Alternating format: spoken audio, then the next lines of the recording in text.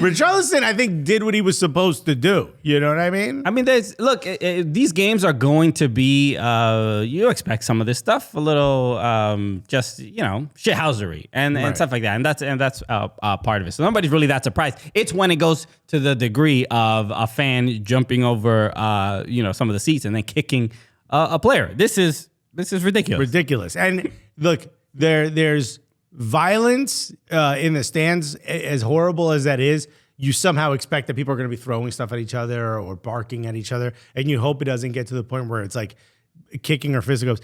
Getting onto the pitch, or even onto like the edge of the pitch, kicking a player and being loud back to your seat, right, seems like the wrong move. You know what I mean? Yeah, and we can show this because this was a fan who filmed this.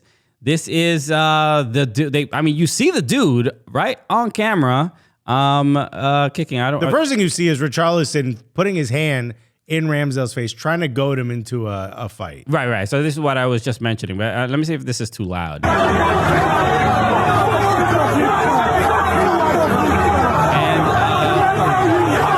so look, you see the dude. He jumps over, kicks. Nobody's really even telling him much of anything. And he just runs out, covers his face. The steward practically helps him get back up. He does this thing. I don't even know what this is called, but you know when you lock your finger, you're like, a boost. When you give somebody a boost. I mean, the term boost is appropriately used, but that's probably not the official term for it. That's how I always refer to it. Yeah, give me a boost. So this dude is. I'm assuming there's a manhunt. I'm sure somebody knows who this guy is, even though he was covering part of his face. Great tweet. I forgot to save it, so I couldn't find it, but it said that Tottenham is asking the fan to come forward and turn himself in so that he can accept his lifetime ban. And 627 fans have already turned themselves in, saying it was them because they all want a lifetime ban because they don't want to see. Oh, okay. I thought there was another one that I saw where it said that the FA is waiting to catch this guy so that they can fine Arsenal. Blah blah blah. Remember, because Arsenal for crowding a referee, they've been getting all so these stupid. fines. Anyway, so they don't want us to win. It ain't gonna work, bro. So this is look. I mean, you don't need us to say, hey, don't kick a player. Even Aaron Ramsdale after the game, he said that he was there was a lot of banter back and forth with the Tottenham fans, and he doesn't shy away from. He doesn't block them out. He was going back and forth with them, and he obviously said this was it's just a game of football. This is it's ridiculous. So. You don't need to do this. This is an obvious open and shut case. It's they disgusting. Gotta find the guy first. I know Tottenham fans don't encourage it. Most of them, most don't encourage anything like this. This is pretty stupid. But let's talk about this. Is the first, and obviously, please don't kick players, and hopefully, no Arsenal fans try to get them back the next time they meet. It's so stupid. Just leave that shit alone. Let the players play. Y'all could do whatever you want in the streets, I guess. Also, don't kick each other. But let's talk about the fact that this is the first double Arsenal have had on Tottenham. I just want to read this real quick. Nick Rat said they're looking for that guy because he had the best kick Tottenham tried all day. That's the new goalkeeper, dude. His XG was stupendous, bro. This is the first time Arsenal have won at Tottenham, I think, in like 6 years. Which is crazy. Okay, there've been a couple rough years. And this has been I think this is the first double in 8 years. I think since 2014. Okay. So this is since we started the podcast.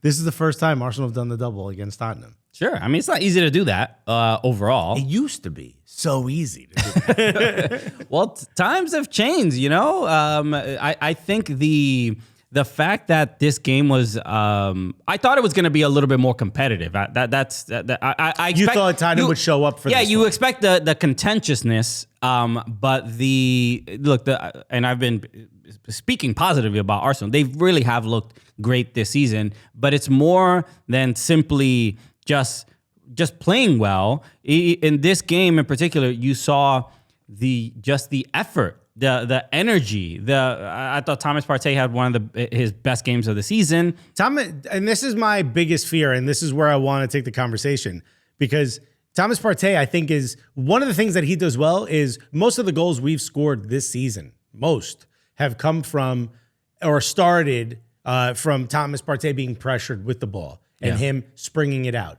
which creates all the space for Martin Odegaard, who we talked about before. So, okay, we missed out on Mudryk, okay? Right. We missed out on João Felix. Shouts to Todd Bowley. I hate the Dodgers. My man. Okay. Even Chelsea's missing out on João Felix as well. Because he got a dumb red card. No, he showed up and he was like, yo, let me leave a little space in the midfield for Mudryk when he shows up. Bro, Todd Bowley is the human personification of this. Just if you're listening, I just pretended I looked over at someone else's paper. My guy doesn't know what he's doing. His scouting department is Fabrizio Romano's Twitter when they write the word Arsenal in it.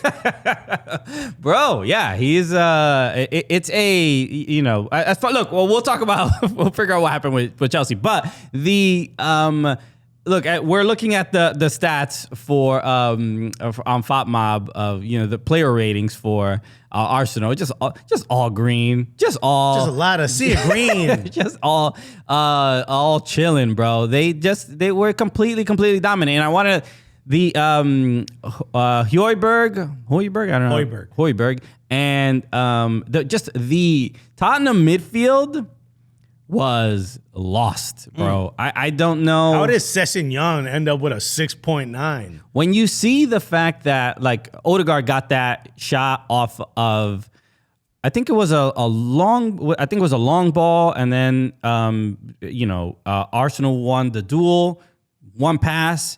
I think Saka gets it and goes right to Odegaard, and he blasted it. It just happened that fast. That cut across, not overhead, but like along the floor, that sort of sharp pass back to the center of the pitch.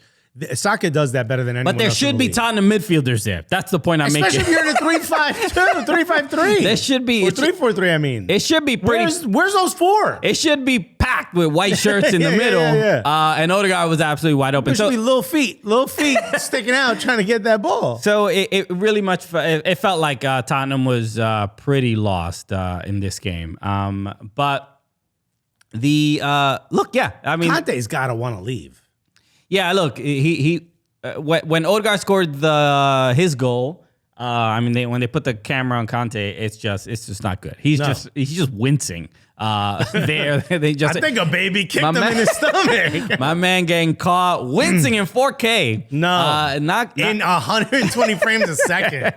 Not a good look. Not a good look. So they were just unbelievably dominant. It's his. I think player of the game was Aaron Ramsdale, which is fine, but I would have given it to Odegaard. Yeah, because that the English like to use a term that he pulls the strings. Right.